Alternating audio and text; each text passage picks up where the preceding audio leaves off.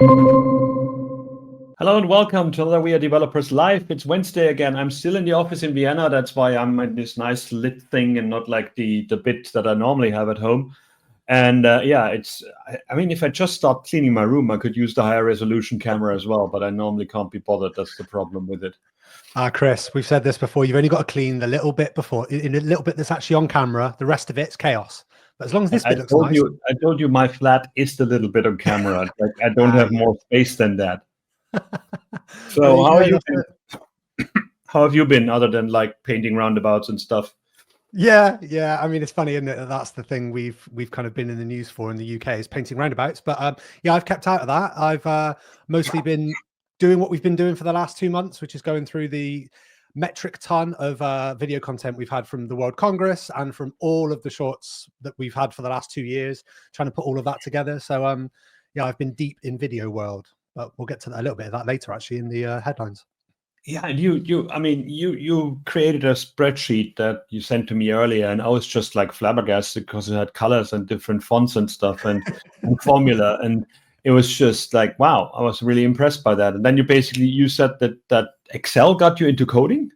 Yeah. It's funny, actually, because in my previous life, I was a teacher and I was writing reports that, you always have to do. Now, my students, for context, were 18 years old. So these reports were not really going to go anywhere. They were going to be kept by them. They don't go to parents. But we knew we had to sort of do it for the students. And we thought we were spending about 45 minutes per student writing a report. And so when you've got 18, 20 people in a room, that's 20 hours that you're going to spend, or sort of, somewhere between 10 and 20 hours. So I made a spreadsheet that effectively allowed me to sort of enter data about the student. So their name, their nickname, because they maybe would use a different name, their gender, because they might go by a different gender to what's on the paperwork. They might, all this information. And then we would essentially have predefined paragraphs that you would just insert the nickname into, or the student's name and the gender, and they would be descriptive. So it might be, this student's got excellent attendance, but they're not so good on the creative side, or the paperwork they're not so good at, or whatever it might be. And then it would just collate it all together at the end, just concatenate everything. And I realized that I could write a report for 19 students in about 19 minutes. It was about a minute per student. So then I thought to myself, well, I'd love to make this like a website or something that other teachers could use. And initially it was going to be a sort of internal tool, and teachers were saying spreadsheets are too complicated. And I thought, well, everyone can use a website.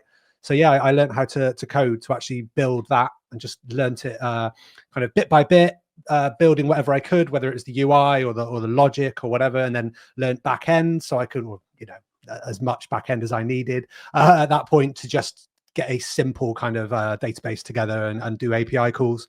And yeah, I slowly learned bit by bit building that. And then as soon as I had it ready, where I thought, oh, shall I launch this? And I thought, well, it's not really to be launched. It's just to be used by teachers. So they did. They used it as an internal tool. We made reports. We could mail merge as well at the end and put it in the students' Google Drive and all sorts. And yeah, it was definitely the thing that got me hooked on programming, was actually solving like a real world problem for myself.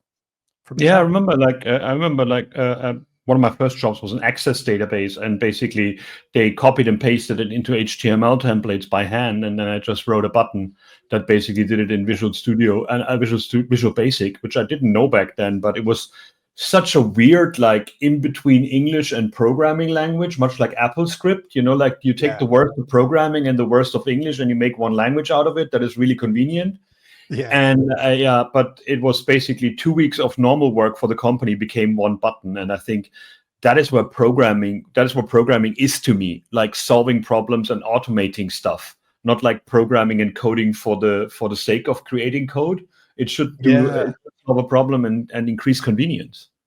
Yeah, and I think the criticism that people were giving me at the time was, they were saying, oh, but if you're just doing these kind of drop-down boxes with pre-made sentences, then it's not really bespoke for the student. And I was saying, well, they will think it is bespoke because it's got their name just in the string, okay? But it's the fact that you had all the different varieties of student, and you're saying, well, most of them boil down to kind of one of 10 drop-down boxes, And when you read those reports, I would say to the students, like, was it useful for you? Did you actually get good feedback? Because what I didn't want was them saying, I can tell this was just like a predefined thing because it looks the same as the person next to me. but it didn't look the same because there was obviously 10 different drop down boxes and then 10 different options for each of those. So there's a lot of variety. But yeah, it was, for me, it was that balance between actually solving a problem and it not feeling like you had just made something automated and then lost the point of it. Which brings us to our guest today, because we have somebody here who actually helps people do like live coding and show live coding without errors, and we've seen it all happening on stage. So today we have as a guest Elio Struyf, who's coming to us from Belgium, right? Yes, that's correct. Near Antwerp. Yeah, nice. Friends of mine just were at a wedding in Antwerp, and they basically said a Turkish wedding in Antwerp. So that was like an interesting mix of food and things. So yeah, Antwerp is hard to define, isn't it? Like a lot of people don't know about like where it is and what it is. They just know it about diamonds. So how many of them do you have? Diamonds, sadly none of them. But yeah, Antwerp is known for diamonds indeed. Yeah, when I in one of the other shows, I was talking about that that we had live demos on stage and they went wrong, and people then I assume somebody that you paid a lot of money said like I should take a look at demo time to actually make sure these things work out properly. So what is it that you're actually working on? I mean, you're doing several things that you are passionate about, but what is your main role right now? What do you do? Yeah, so my main role is actually I'm a freelancer for multiple companies, most of the time product companies, where I do end-to-end tests, making sure that everything is smoothly going through their CI/CD pipelines and that they ship with quality to their end customers. So that's my daily job. And besides that, I love to do or creating tools that I most of the time think to make my life easier, but sometimes it makes my life more difficult because I have so many creative ideas, I think, that it brings too much ideas, too less time. So it all needs to fit in my day. So 24 hours is not always enough. And it's all about like, we're going to have a demo of the demo time thing later on.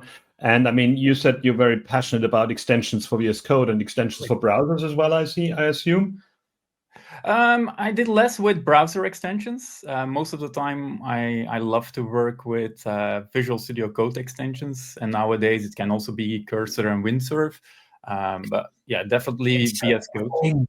Sorry? It's the same code. It just puts AI on top of VS Code. Yeah. Indeed. But some of the people just don't know it. But yeah, I'm a developer by heart, and I live the whole day in Visual Studio Code. So that's also why I want all my tools there. Like a couple of years ago, I moved my blog from WordPress over to Hugo.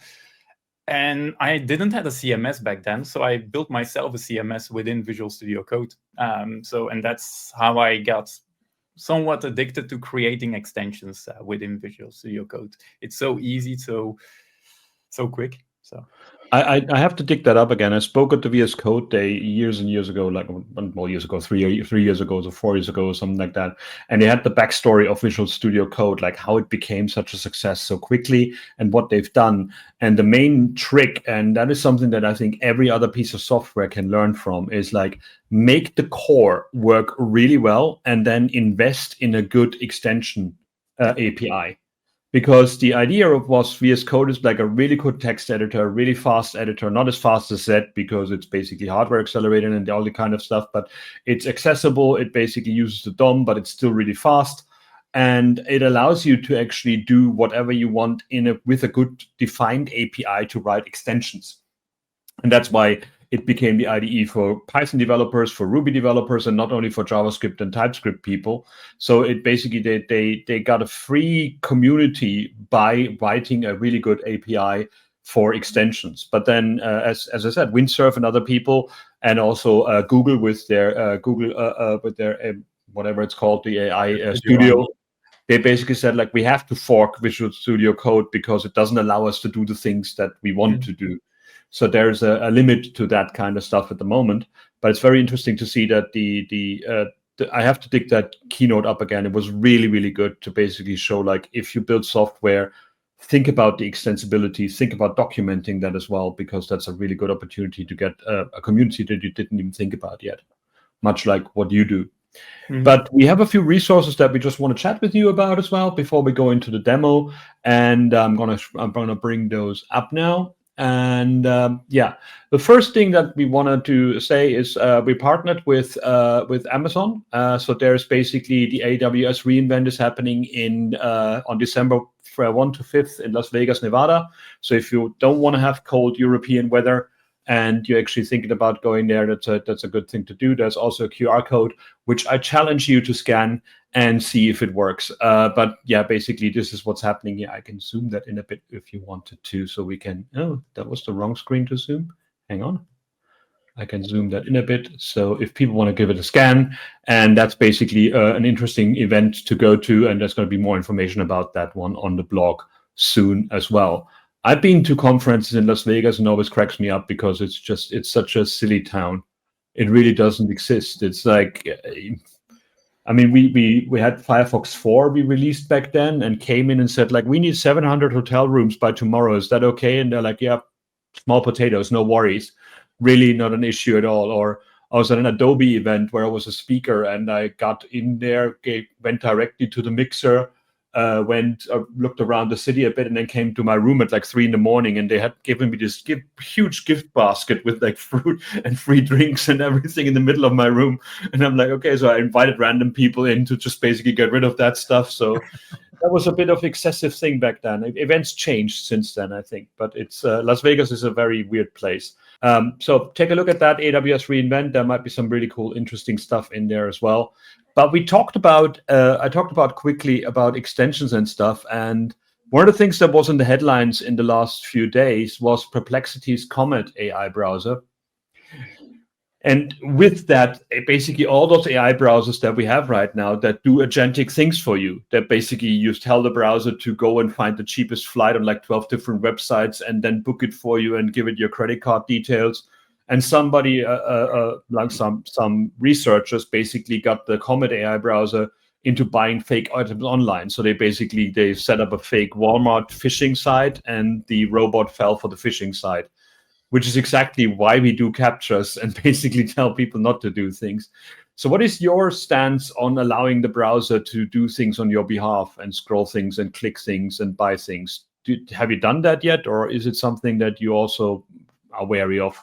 Actually, on my end, I have a task for demo time to look into automating the browser there as well. So it's a very interesting thing. I have used OpenAI, don't know what it's called, but they also allow you to run some automated tests straight from within OpenAI or ChatGPT. It's interesting, not sure where it's going. I don't see myself using it right now. I just tested it for creating myself automated end-to-end tests so that I could just copy paste it like the Playwright MCP server. I wanted to experience the same thing. Didn't come up with any good logic yet, but yeah, we are still at the beginning of these kind of things. Dan, what about you? Did you do any booking or anything with it yet? No, I wouldn't trust it. I think I was going to ask you, Elio, and it's funny because you answered right at the start saying I wouldn't do it myself. And that was kind of my first thoughts as well, is I thought, yeah, it's exciting, in the idea of the potential of it in the future. But I just feel that, when we use AI and we're asking it very simple questions and we're getting hallucinated responses, I don't really want to trust something to hallucinate when it's spending my money. Because I feel like, booking a holiday is kind of complicated enough, and you have to do all of this kind of really thinking about it in reality of, okay, we're going to get there at 9 a.m. Do we want to get there at 9 a.m.? And AI is just going to go, this is cheaper, booked. And it might even make kind of things that don't make sense to us, like booking something that's I don't know, got a giant kind of stopover layover in the middle, because it just says, well, that's fine, you can wait for 20 hours or whatever. Yeah, I wouldn't trust it. Yeah, premature optimization thing is an interesting one. I caught myself the other day when I was at the airport at like 6 in the morning, and I'm like, okay, I saved my company 50 euros by getting this early flight. And then I realized, as there was no public transport in the morning, I had to get a 30 euro taxi and I had a 20 euro coffee in my hand. And I'm like, okay, I didn't save the company anything.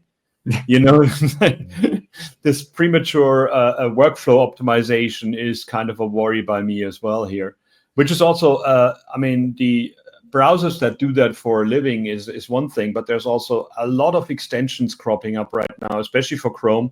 And Anthropic has this one that actually clicks things around, and it actually says it's browser hijacking concerns because it does much more. And giving yourself access to your browser is basically like giving away your identity to a degree. I mean, there's like all kind of like a password stored in there, credit card stored in there. I'm about to fly to the States in October, and I really don't want to take my own phone with me because they're prone to actually check your phone on the border now. And I'm like, I'm sorry, my fingerprint is on that thing. My whole credit card details, my whole banking history is on that thing. Maybe we should be thinking about not putting it on in browsers or on the mobile phone, but it's just too convenient, right? Mm-hmm. Well, I see a use case there. Well, if you build yourself an app that automatically scans for the birthday of your partner and then buy something online, then at a certain point, the mailbox or the mailman delivers something like, "Hey, honey, I got you something." What? I don't know. AI did it for me. And then when that didn't work out and you have an argument because you didn't think about yourself, AI can find you a new partner. That's the other option. That's the next step. Yeah. There is actually a big thing that people fall in love with chatbots and stuff. And I mean, I didn't put it in there, but Meta got into hot water for making like a flirty chatbot of celebrities, of like Taylor Swift and stuff. And it just feels so seedy and wrong to just get people into an infinite loop talking to a machine. But the bigger problem here is that actually I see that browser extensions has always been the bane of my existence when I worked in browsers, because they give you great functionality. They actually give you good ideas what the browser should do out of the box. But at the same time, they were also the #1 resource for security attacks and performance issues. So allowing an Anthropic extension to click everything on your behalf is a bit like what a malware extension would wanted to do in the past, like a YouTube downloader. There were lots of those that actually in the background clicked captures and did things for you. And it feels like it's really giving too much power to those things. There's also this like, there was one browser extension that turns 1 million browsers into web scraping bots. And I think it was also a downloading extensions or something like that. So it feels we're kind of given up on trying to make the browser secure by allowing extensions to do too many things. And we had that with Google's AI on device stuff. There's lots of JavaScript APIs that allow you to do things on device. But right now, they're not allowed in the browser, but only in extension. And I feel like then you might as well do it in an app. It feels weird to get an end user to install an extension, not in a browser. That's a huge step. And a lot of people don't do that unless there's something really beneficial coming from it. But shouldn't the browser then come up with a sort of sandbox that these kind of extensions can play in? But that's the point. Like if you're in the sandbox, then they can't do the things they want to do. So sure. I guess that's the problem. Like, I mean, the how do you automate what you do by hand with a machine when you can't do it that way? It feels kind of wrong. So I don't know. Yeah, but it's an interesting one. The other one that scared the hell out of me is actually that Meta seems to be scanning your phone's camera roll to actually train their AI, unless you actually turn it off. And there's an extra setting in WhatsApp, I think it is, in the Facebook app itself. And I think there was also bits on WhatsApp. And I think this is just unbelievable. Like, I mean, this security by obscurity, that basically we do it, but we give you a chance to turn it off. So we're fine, right? But I'm like, nobody asked you to actually scan my photo roll, which is in a different app. And I mean, the chat GPTs and the Geminis and all the others do that as well. Like, there's a lot of automating your phone with AI right now, and that really worries me again, because I take a lot of pictures of like boarding passes, credit cards, all kind of stuff that is in my photo roll as well. I just don't know if this is anything new, you know, because I remember back, when would it have been? Around 2010, aging myself there, but I was finishing uni. And I remember it sort of becoming news that everybody had discovered that they'd actually finally, somebody had read the Facebook terms and conditions, you know, and they'd done that, that kind of piece of information that was going around the internet about, in those terms and conditions, it says that when you upload something to anything owned by, at the time, Facebook, you no longer own it. And it was because there was somebody, I think, that had tried to sue Facebook, or they had at least complained over the fact that their images were being used in TV adverts. And they were saying, I didn't give you permission to use this photograph. And Facebook were like, well, you did, actually. You just didn't read it. And so I think this just feels like the same thing. It's that we all just tick terms and conditions, but we're actually giving up. Again, we're probably overlooking the security concerns because we're going, oh, cool new feature, exciting new thing that does something. And even if you just want to play with it, you know, you're probably going to click agree in order to just play with it and then never use it again. But there's something in there, you know, extracting all of your data. And I'm sure the EXIF data and things like that will all be taken from those images. And it's scary, but I don't think it's anything new. And it's just a continuation of what we've always seen. That's what I feel. Yeah, for sure. I remember that there was a startup in London that basically had in the end user license agreement, the EULA, they had a paragraph in there like, if you can read this, call this telephone number and I give you £100. And basically, it took like 5 years for somebody to find it. It just shows nobody reads the terms and conditions. It's just a matter of like, it's a cover your backside in terms of legally, but it's not really a thing. Which brings us to the weird geek thing of the day. I did that on LinkedIn, where basically I asked people what the turbo button is about and if they remember it. Because there is this like, oh, are you that old that you remember that thing, which I find is really ageist to a degree, like when people show like Windows XP screens and stuff. But this one always flabbergasted and confused me as well. Like back then, like, what is the bloody turbo button about and why would I ever turn it off? Like, I mean, if it's faster, then I want to make it faster, right? It can't be like memory, it can't be like electricity or kind of things. So I got like 100 comments on that one, and I think it's like 16,000 views. So, I mean, we talked a bit about it before, but what do you think was the purpose of that turbo button? I always press both of them. I turn it on and then push the turbo button. So you remember it? You remember it, Elio? Because I don't remember it, and I'm in my mid to late 30s, and I don't remember this at all. And I think it's rare that I come across something like that I think I have no recollection. So, Chris, without aging yourself there, what sort of time frame was this? What kind of computers? Because is this black screen, orange text, Windows 95? 1994, 1995 kind of thing, like the first PCs. I mean, I came from Amiga and Commodore 64, well, Commodore 64 and then Amiga. And then I got my first PC in 2000, really late actually, because I always had PCs at work rather than like having it at home because I never bothered to have them.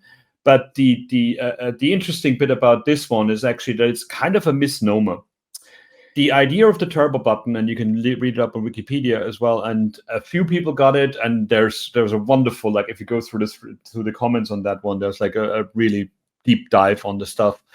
The idea was that hardware was always fixed in terms of its features. Like on a Commodore 64, I had 64K of RAM. I had a 1.08 megahertz processor.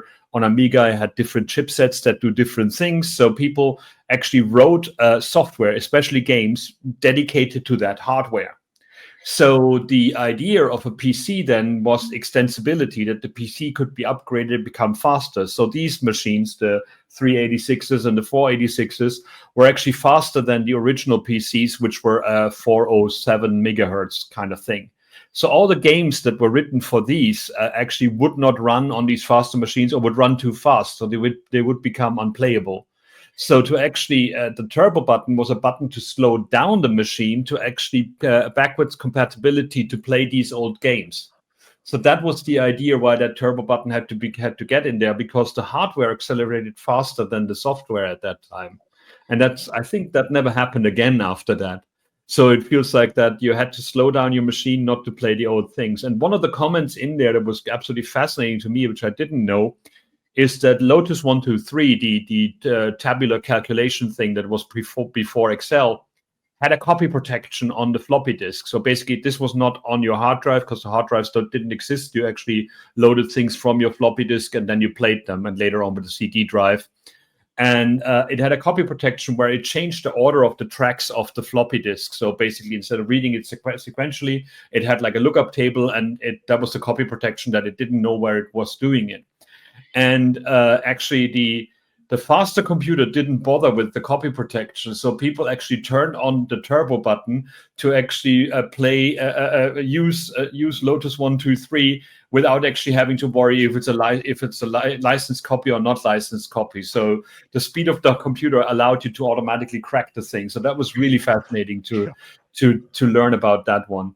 But it's great that these things are basically there. The other person that said like the speed display 33 or 66 megahertz here was not actually hardwired, so you could actually change that in software to actually make that display show whatever, not only those numbers. So people did like animations on that kind of stuff and played with the hardware that way. So it was interesting to see that these are in there, and these locks that were next to it, that key worked for every PC. I think there was there was like 5 different keys, and you can walk around the office and open them all. So when that was turned on, you weren't able to put a floppy disk in. You weren't able to use the computer that way. But yeah, it was a turbo button that was actually a slowdown button, and it's not like it puts like nitrous oxide into your machine and make it faster or something like that. Similar, I love this this app. It's basically an extension for Chrome that actually makes tabs that you don't use for a while actually collect dust, and then you can blow into your microphone and it goes away, and then actually when you use the tab again, it becomes like an active tab again. I mean, Edge that I'm using has this sleeping tabs feature that actually, if you roll over things, it tells you like this is sleeping, and it actually doesn't have any resources and it doesn't use much memory kind of thing. When I worked on Firefox OS, I wanted that to do with apps. If you don't use them for a while, the icon would rust and flake and stuff, and then go away completely. Android does that now as well, or Google Android that I use. Like if you don't use the app for a long time, it actually revokes access to things for it until you turn it off again, which is, I think, a clever idea as well. But this is a really cute way of showing like how an extension can use like microphone as an in thing as well. It was interesting to. How does it know? How does it know when you're doing? Because I thought, okay, love it. I mean, for a start, we like anything on here that's sort of creative and thinking outside the box. But is it just like a you can make any noise and it will get rid of them, or do you actually have to blow into it? Because how does he know? I don't know. It would be interesting to analyze it. I mean, the source code is available, so you can. I would normally do it with a volume thing. That basically, if it's a high volume thing that goes away quickly, then I know it's going to be a blowing on it. I guess that would be the fastest or easiest way of doing it. But I don't know how they've done it. But it's a cute idea, I think. So kudos to that, and hopefully it's not going to turn out to be like malware in this kind of thing or whatever. So let's talk about a few tips and tricks.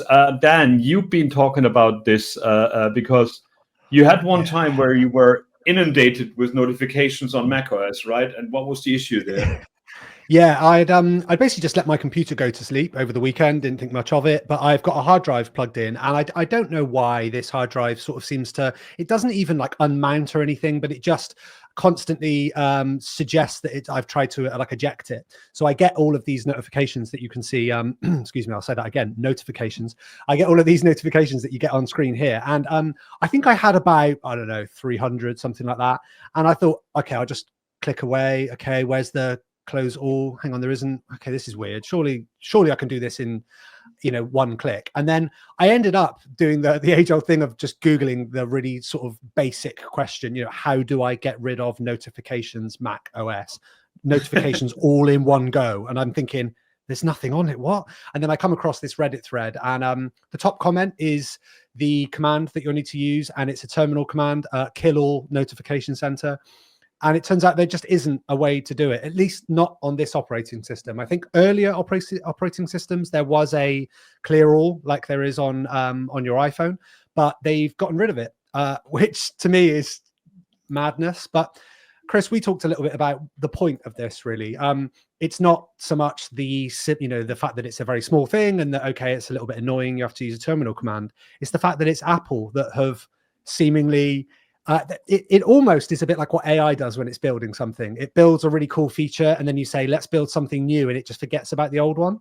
And that's sort of what it seemingly has done, where they've added new features, they've brought in some great new things with new operating systems, and they've gotten rid of the actual user experience, usable, useful things that you used to have one button for.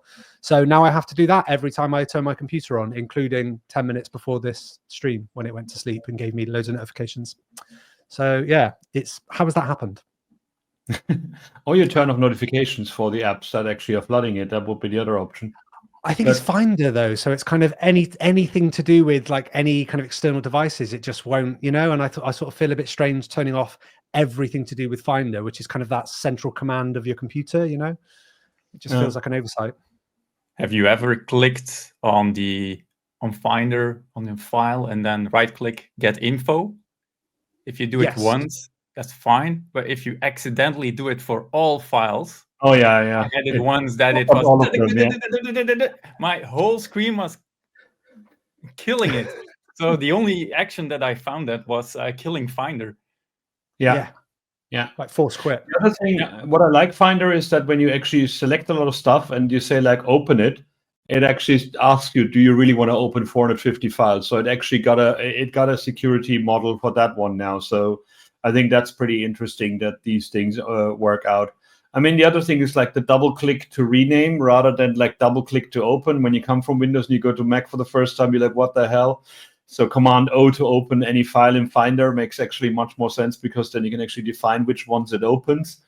But yeah, it's people keep saying that like Mac OS keeps innovating, but the Finder seems to be like this thing that they don't want to touch because they don't want to confuse people. But a lot of people keep saying like it's very much due to an upgrade. Then again, I don't know, maybe we're just old people that know about files. I guess a lot of people don't even know what files are. Like they're just basically using the cloud stuff and for everything, and the App Store and the Launchpad, and then they actually don't know, they've never opened Finder because they're just going through the video or audio apps to actually play content on their machine. I mean, I always went for the Finder or Explorer first and then Terminal to actually make it really fast. Is that going to go away as well? Just the file structure? Because I think that we're maybe we're the generation in the middle. I think about my dad's generation. My dad's in his 70s. If I say to him, create a folder in your head, now drag another folder in, he doesn't have that kind of mental model. And equally, if I said to someone of, like my kids, a little bit older than my kid, she's 2, but someone who's sort of under 10 years old, they're probably not going to have it either because they've grown up with iPads, etc. And it does feel like maybe we were actually not the default, that maybe we're actually the exception now, having this file structure in our heads. Yeah. And the limits as well. Like I remember when it's like HTML files compared to HTML files, because the first Macs only allowed for 3 letters in a file extension. So you could always see like where something was built just by the file name. That was interesting. I forgot that. Yeah. So I like this one as well. I'm a big fan of FFmpeg, and I do a lot of stuff with it, and I drive people like Dan crazy by knowing these things. But there is actually an AI tool for the command line that is called WTF FFmpeg that allows you to actually say like, okay, you do WTFF, convert my video AV to MP4 with no sound. And then it actually takes a local model, a local LLM model, and then it gives you the FFmpeg command, and you can execute it yes or no, and then you see it. It would be even better. There's another tool called VET that I saw the other day that actually executes bash commands, but not executes them, but actually tells you what would happen. So that would be another good idea to put those two together to make sure you're not actually starting to batch generate lots of videos or convert videos. But FFmpeg is like incredibly powerful and one of my favorite things in computing, but it's really, really complex to learn about all the all the different flags and things you can set. So this is a really, really cool tool to get you started with FFmpeg on the command line, and you will not go back. I mean, there's Handbrake as well, which is a nice interface to it, but it's just really powerful to do that. And I think that's helpful to learn the syntax a bit as well. Now, Dan, I gave you Strudel, and I'm in Austria right now, so Strudel makes sense. And you were kind of blown away by that, right? Genuinely, yeah. I mean, I think whenever I've seen these kind of so to give you some sort of background on what this is, some people will be familiar, some won't, with the kind of format of like MIDI, which is essentially data regarding instruments. It gives you the notes, how long the notes last, and then you can plug that into a virtual instrument. It will read the MIDI and it will play that instrument out loud. Now, that's effectively how it works when you're using any kind of digital instruments, you know, even at like the professional level. And it doesn't change when you're doing something like an 8-bit song. That's pretty much like the raw MIDI. So when I saw this, a tool that allows you to effectively write music with code, I wasn't that excited, because I thought, okay, well, the end result will be not very good, and it will probably be very MIDI, very 8-bit sounding, and so, you know, you're not really going to write a song with it. I was wrong, because that on the surface quite kind of complicated JavaScript based code that you see on the right hand side is how you would write a song with Strudel. And I had a go myself. I thought I'll maybe see if I could get a demo together. I'll be honest, I couldn't without it sounding like just really like undoing my point. It sounded like a child had made it. But what I was blown away by is when you look at that code, and maybe I'll just take you through line 5, you can see it sets some chords, and you've got there a B flat minor 9, and then you've got a F minor 9, and then you've got the length of the note being there's quarter notes, so there's going to be 4 of them played. Think of it like that. Now, as you go down that code, you can see them building the song. They've got the next stack of drums, and they've got on line 8, they've got like a bass drum. So you can start to see that the kind of very simple syntax of like BD, bass drum, SD, snare drum, and rim, so the rim of the snare drum. And so effectively you build the song by selecting sounds, you set the tempo for different instruments, how often you want them to be hit, and then you can even add, and this was the bit that really blew me away, it's not just MIDI. What they've done is they've actually added the sounds of the instrument on top. So you can get a slap bass, or you could get like a synth for like a dance song. But the bit that really blew me away was that they've added filters. And what I mean by that is things like in dance music, you'll have like an envelope. So if you imagine somebody, rather than going ba, they go wah, and they get like a swell. That's opening the envelope. That sort of thing you don't usually find with kind of these MIDI-based sound generators, especially when you're using code, because now that all has to use that filter, but you've actually kind of configured it with code. Absolutely blew me away. You can, if somebody knows music right now, I would suggest go to Strudel, so strudel.cc. If you're German or German speaking, you've actually got a German workshop in there as well. So useful for all of our European friends who speak German, and which is great considering the name. But I would just say pick up that code, and they've got a REPL there that you can just jump straight into, and you can use the example code. And I would say just start by changing things like the chords. If you know a little bit about music, just throw in some chords, and you can start to reverse engineer it. You can press play at the top, and it'll play the code that you've written. And I think you probably have got it there. I can, but I can tell you, Chris, by looking at that, you've got a bass drum, a hi-hat, and then you've got an open hi-hat, BD, HH, So you really do start to kind of get to grips with it quite quickly. Writing it is a little bit tricky at the moment. I'm finding I'm getting lots of, this sound doesn't exist and things like this, but I know that I'd get to grips with it. And there is a video to go with it where somebody's made a dance track, and that's the bit that really impressed me. It actually sounds good. And I say that because you don't have high hopes for these things. They're usually just to show what you can do with code. I don't know if we'll have sound. Yeah, I mean, I've seen people do that live at conferences. Like there's like Earth to Abigail and people like that did that at the Half Stack event, and it was really cool to see that kind of stuff. The interesting bit would be now then do visualizations to turn it back into sheet music, because that could be done as well. Yeah, so. It could. And you could generate it in loads of different ways. You know, you could generate it so that you could export it maybe so that you then use all of those files in your kind of Logic or Pro Tools or your VST, your sound, your IDE effectively for music. So it's like the fact that you can use that to just generate things, but then put the sounds onto other instruments if you wanted to. It's amazing. It really is. I don't know how somebody has. I mean, the syntax is complicated, so I can only imagine what it was like to build that with all of the sounds. It's really impressive. Well, I guess having a complex syntax is normally easier to build, like making it easier to understand. I mean, I remember there's like Mario Composer. Remember that one where you can paint with like different turtles and stuff and actually make songs and share it with other people on their was it Game Boy Advance, I think? Yeah, there were lots of interesting bits. But this is really interesting to see. Now we got Elio here, and it's about time to show us what we talked about when you got invited here, which is demo time. And yeah, can you tell us what it is and how you use it and why you've done it? Yeah, sure. Thank you. It's actually funny with all the music. I didn't know it existed, although I saw it a couple of years ago at an event where they did it live. And back then I was thinking like a DJ becomes like a developer jockey instead of this jockey. Okay, but that said, demo time is one of the Visual Studio Code products that I've been developing for I think 2 years now. And the reason why is because I love to present at conferences, and most of the time when I'm at a conference, prepare the talk, I will do that talk maybe another time at another conference.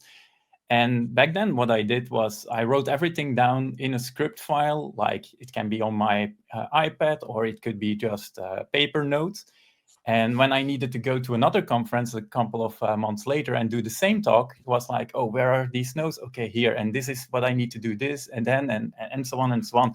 So I found myself doing the same old thing every now and then. And then I started to create snippets until a person came to me and he said like, hey, isn't there anything easier than that you can just pick up and go with the flow? I was like, okay, you brought me the idea. And that's where I thought like, hey, let me test out a Visual Studio, or let me try to create a Visual Studio Code extension that does it all for me. So this is my pitch deck that I mostly use at conferences or where I talk to people around demo time. So it's a way to present like a pro. What typically goes wrong during sessions, for instance, is the distractions, notifications, applications that are open. So what I like to do is I like to stay in one application so that I don't have to switch too many times.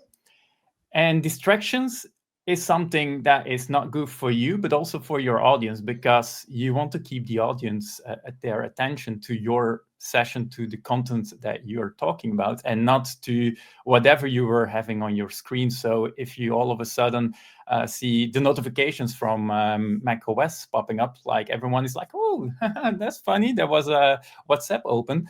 Oh, damn, I accidentally forgot to set it on not disturb. So all these things, that are things that typically can go wrong. Same thing for the settings, like having good settings is font size 20, for instance, or having a light theme. And I'm right now using a dark theme, but if I'm going to show you what this is in code, like this is not readable for you. It's even not readable for me. Somebody without glasses can probably read it. But this is not something you want to show during a session. So what demo time, what you can do is prepare all that thing all in front or before your session. So you're going to set a set of default settings, and the moment you start presenting, you just click here, these are the settings that I want to start using, and then you can quickly move on to that part. Sorry.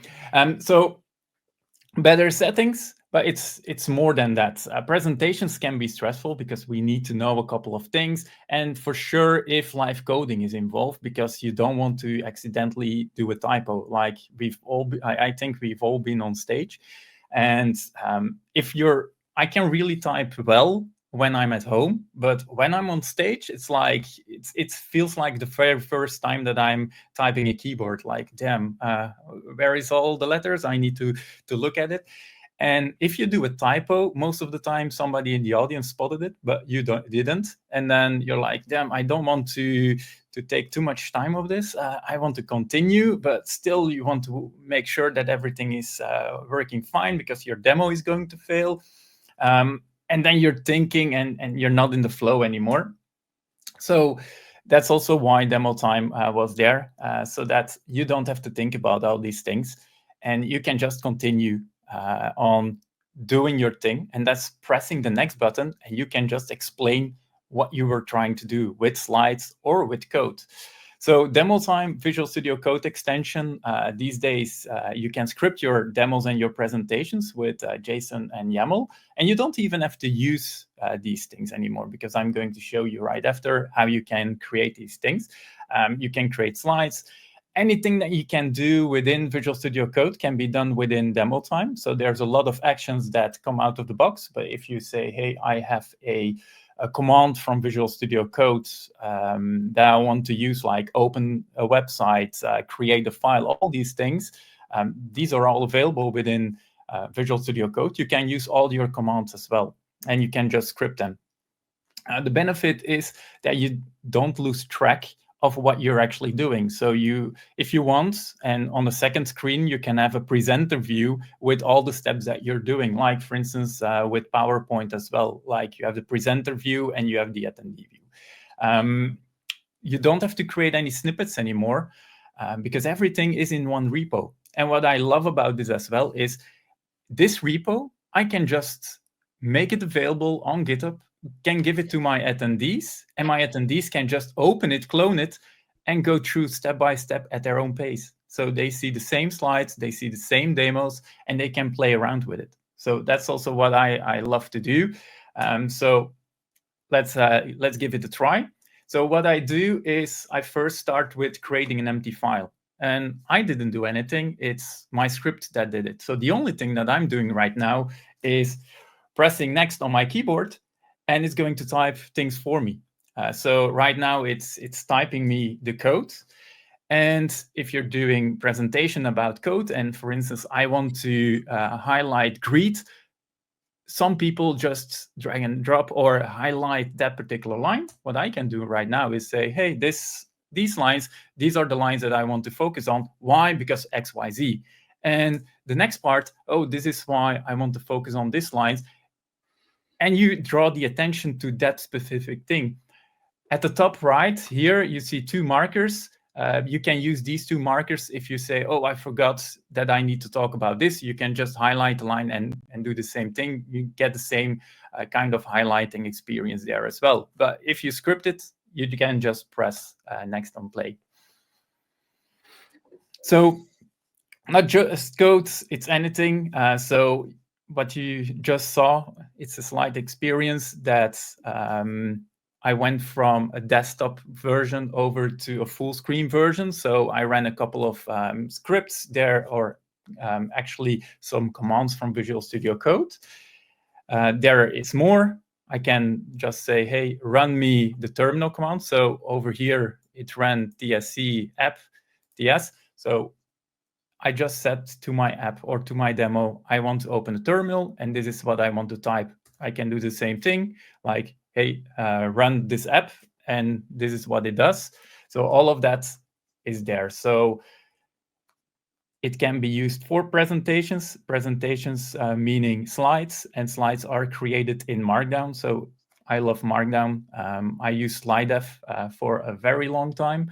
And that's also where it makes more sense to have the same kind of experience within Visual Studio Code.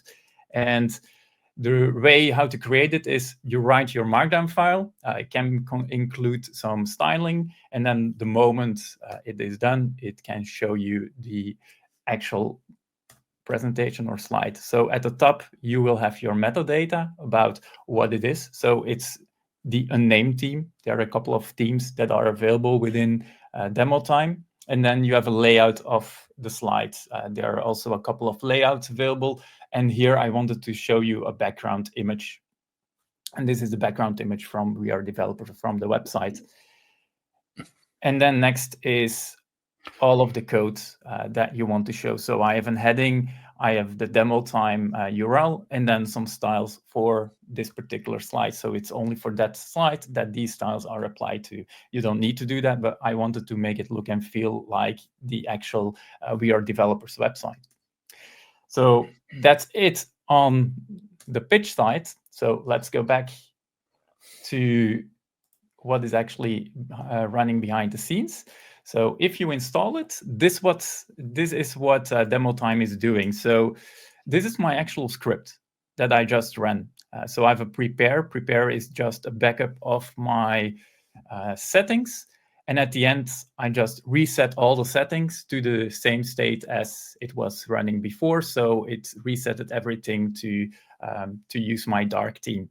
And then all of the things like opening the slide deck is here, the wrong settings, the stress, slide deck, and so on. All of that is scripted. Now, what does a script look like? You can hover over and you see the eye. And this is where the new configuration editor comes into play. So in the latest version, there's a new config editor. Before that, you needed to do everything in YAML or in JSON. There were a couple of people that were asking, hey, can we have a configuration editor? And I'll try to make it a little smaller. So what it is over here, every demo consists of some information, like a title of that particular demo. You can give icons, you can give notes, and so on. And then you can also say it consists of steps. A demo can contain many different steps, but they will all run by default sequentially. So for instance, if you want to create a file, write some content in it and do something else, that can all be in one demo go or in one step, so multiple steps. And then you create some actions over here. Let's me do a creation of a new file. Let's do sample GitHub code or Copilot. So here is a new file. We start empty. We create a new demo. And let's say create me or test out the chat. What I'm going to do is what I'm going to try to do is creating a visualization of, or no, I'm going not to create a visualization. I'm going to ask GitHub Copilot to do some things for me. So what I will do here is I will ask Copilot chats. So Ask Copilot Chat is going to automatically open the Copilot chats from within the Visual Studio Code experience, and I can enter a message. Entering a message will automatically open the chat and then enter it straight away. In this case, I don't want to do it because I want to show that you can do it differently. So let's type the text manually, or not letting it manually type, but let's demo time type it for you, and let's say generate haiku or something about we are developers live. Let's see. So this is now going to type it, and what I can then also say is press enter, and I can save this. I can run it from here, or if I'm now going here, you can also see it in here. If I click this, it should start opening. Oh yeah, let's open. Oh. Let me open GitHub chat. Come on. Open GitHub chat. There we go. Accidentally used the wrong one. There we go. So it's going to create me one. And what I can then do as well is doing the same thing all over. And that's where you can just clone this. And instead of that, let's say that we are creating a haiku about demo going wrong, because my demo just went wrong because I accidentally took the wrong one. And then you can do the same thing. And here you see when I click this, it should open this chat. So let's do it again. It's automatically typing it for me. It's automatically pressing enter for me, and so on. So all of that can just be scripted. If you're live on stage, you don't have to think about these things anymore, because demo time will just do it for you.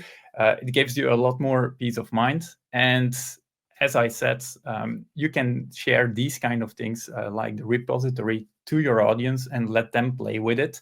And for you, the only thing that you need to do is revert all the changes, clone it again for another conference, and you can go straight away. So that's actually what demo time is all about.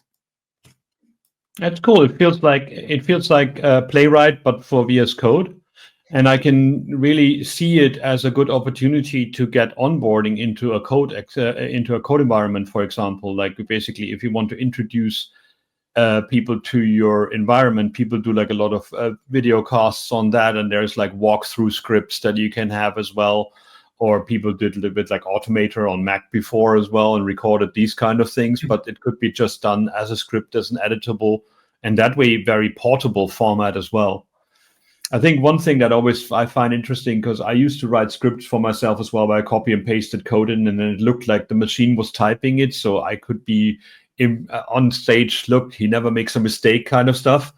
But I found that with yours and also with others, I always see when somebody's faking it. Can you guess why? Because I'm not typing? No, because IntelliSense doesn't kick in. Ah, yeah, okay. When you type, then IntelliSense offers you the auto-completion and stuff, and when you actually use the automated script to copy and paste it in, that doesn't happen. Okay.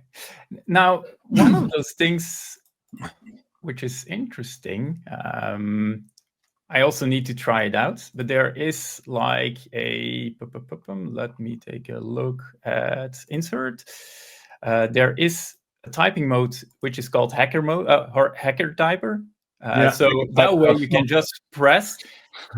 I think it's going to kick in at that moment, because it's going at your own pace. So at that time, you just say press. It's going to enter all of those things. So at that time, I think it's going to insert or show you the IntelliSense and the highlighting and so on. So, I mean, that's a lot of effort, and you put a lot of time into it. I see that you got sponsors on the page and stuff. Like, it's free now, is it? Or is it a hosted thing as well? Or no, it's completely free. It runs within your Visual Studio Code environment. So it's there's no paid offering, because I think that, or I believe in this thing, which is a new way of presenting technical talks, workshops, and so on. And it should be as easy as possible for everyone to use. And yeah, I also believe in open source. So that's also why I made it available. Does it work offline? It's completely offline. Yeah, that makes sense, I guess. Yeah, I love it. It's like it's a very interesting thing, and especially as somebody who worked on VS Code, it also shows me like how much of the thing can be automated in this. I mean, we did it for testing. Like we had scripts that actually automated VS Code to see what it does, but that you can tie in with it with an extension is just a very wonderful and powerful thing to do as well.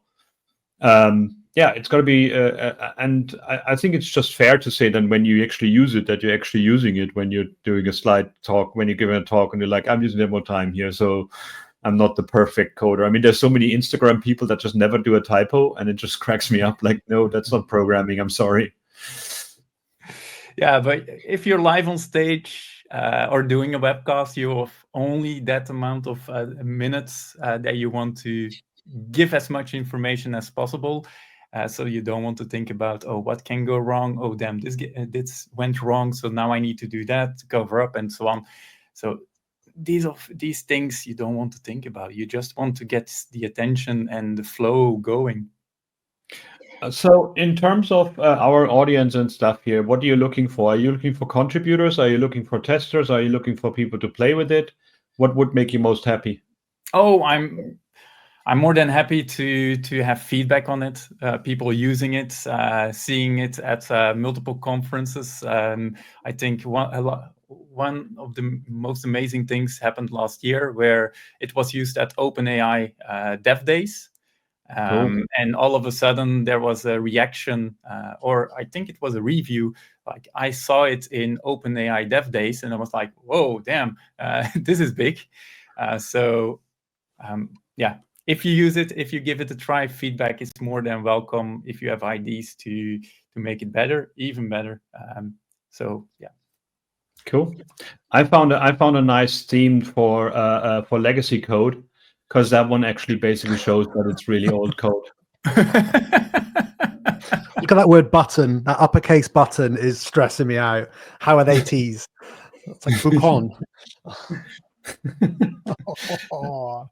On that note, actually, I will say the demo time UI is beautiful. Really liking that landing page as well. It's just when I came across it, I know it's always like you never actually know if the product then is going to live up to it, but yeah, it does. I think the landing page it looks like it's going to feel really nice to use. So yeah, it's great. It has a lot of updates over the time. So and credits to the Starlight and Astro team there. So cool.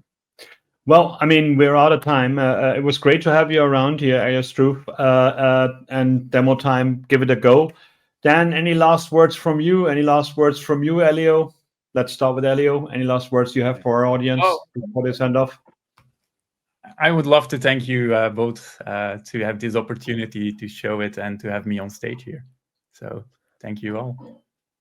Cool. Oh, I'd love it. And in a less wholesome, but more just if anybody can solve the problem of, if anyone knows that if there is a way of getting rid of those notifications, there's your challenge. I don't know what the prize is. I don't think we've got one, but we'll just give you a shout out if you can give us a clever way of getting rid of all the notifications without using terminal.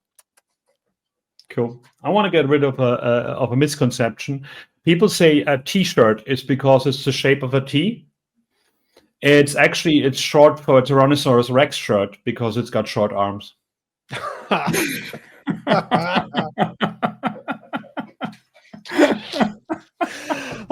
a good one, actually, Chris. I like that. I like that. We've even got our producer reacting in the chat, being like, "Ow, that hurts." And with that, back to my dad lunch. And I thank very much for listening and watching. We see you next Wednesday, where we're going to be talking to Joanna Perker, and she was on stage at the Congress as well and talked about games and stuff. And I'm really looking forward to this one as well, because she's a very exciting person and does some really cool stuff. And she's a professor, not like a Harry Potter professor where everybody can call themselves professor, but a real one. So that's pretty amazing. So thanks again, Elio.